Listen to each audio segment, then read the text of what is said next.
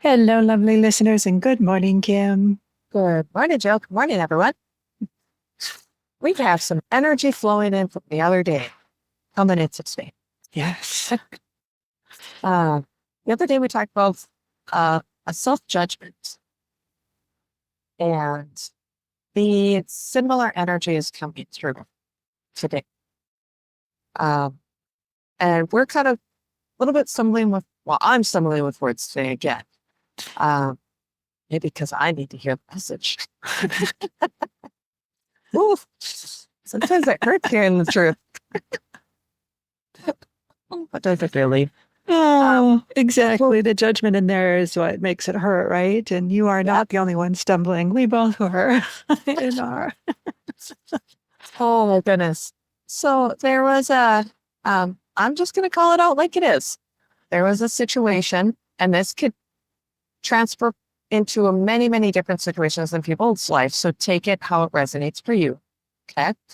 There's a situation where, say, I said I was going to do something. I planned it. It was a group of people, and I told somebody specifically I was going to do something.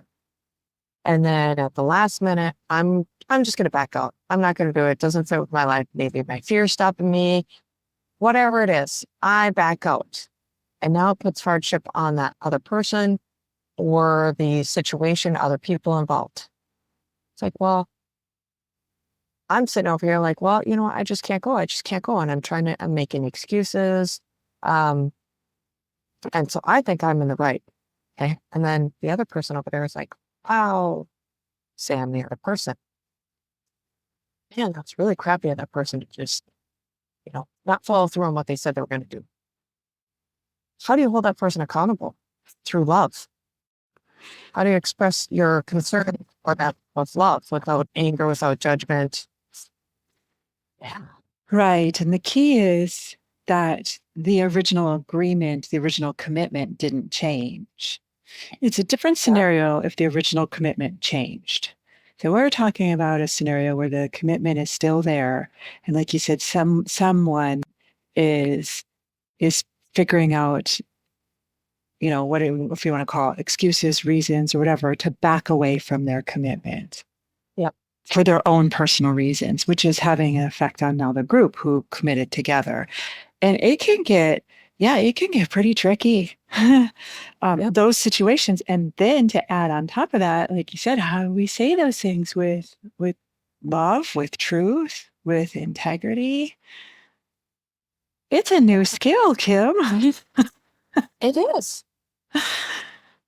And we can keep our mouths shut and say, oh, yeah, well, I'm sorry you can't go. And then the rest of the group, well, okay, sorry, you guys, we're going to have to cover this XYZ because this person couldn't do it. And it's like, how do you say that even to a group? Like all the chain reaction that's placed onto that one person, and that one person now has to try and speak the truth, try to keep the integrity, keep friendships, possibly. Yes. Is your friendships worth it? Is that relationship worth it for you? You know? And I have found personally, not in quite as touchy of a situation, but in other situations, I have found that a very gentle statement of the truth works really well. Works, you know, just to say what's happening, like It's a fact. the fact, to say the fact. I get that you're choosing not to go. That leaves the rest of us covering costs we didn't anticipate, which I didn't even say it that well this time. So you got to sit and practice with it for a while, you know? And when I've had it happen where it's a sensation, it's a different experience. It's like, it's beyond calm. It's so calm when I've said it. And that's when I've said it where it's that truth. It's, it's without anger, without judgment. And it's so powerful. So yeah, it's a new skill. I think in our world, we're used to neither denying or not saying anything or coming up with our own excuses to cover someone else. Yep. And again, I just want to clarify, like, this isn't a scenario where someone has something that happened that where our hearts just bust open with compassion and we'll cover whatever needs to happen. It's not that kind of scenario. It's just someone backing out of a commitment for their own reasons. And you say, well, and maybe it's that. Yep. This is a group commitment, and now you're backing out for your own personal reasons. That leaves the rest of us hanging. Like, you still do it, but it's pretty tough on us. Yep. And my heart does go out to people who are in that situation where they do have to back out.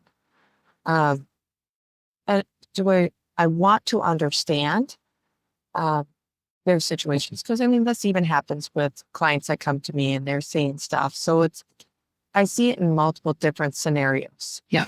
And that they will come up with every excuse. And I know I have personally done that in the past. If I look back, like, wow, like I really didn't want to go. So I actually manifested multiple different things. Yeah, exactly. I came up with multiple excuses to not go. And then it turned into like a crapshoot. And I'm like, man, I should have just went. Mm-hmm.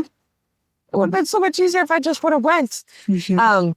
So sometimes in that situation, maybe you need to relook at the situation. And is there a fear? Is there something that you're coming up with way too many excuses? That's internal. You're doing some internal self-judgment. You're not seeing the full picture. There's a reason why you need to be there, and you're just scared to be there. But it's a life experience that you need to go through. Yeah. I love the perspective shift is what we're really doing here, is we're shifting to different perspectives. And that's what's really the new skill. And then stating without judgment of others, without self-judgment, like you said, stating the facts as best as you can is what you see the facts too, because the truth is the facts that I see in the situation, say if Kim and I are doing that, Kim might just be like, not exactly how I see it, Jill. Yep. So yeah, this one layered and it's something to really just play with rather than like get caught up in it. Yep.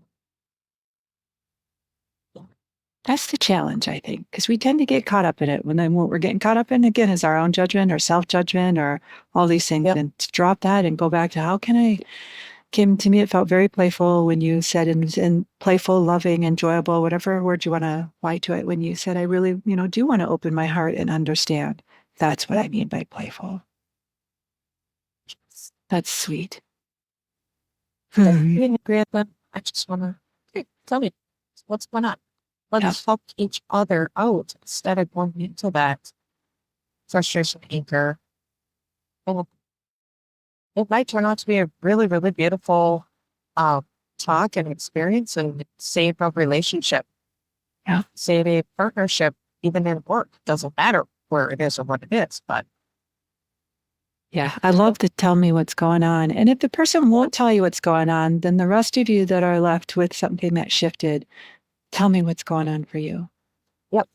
And just, yeah. Wow. Cool. That's deep. Yeah. It's going to be a little bit to process throughout the day without trying to go into that judgment and anger. So that's what we've been programmed. Yep. That's really the key, to stay out of the judgment, stay out of the anger. That's breaking that program. The other stuff, I think, will just kind of show up on its own. So you don't have to get too lost in it. Just catch yourself or, oh, here I am getting angry. Here I'm getting judgmental or judgy. Yep. Oh, cool. Oh, I can't wait to use this one today and beyond. Okay. Thank you, Jill. Thank you, everyone. Thank you, Kim. All right. Until next time.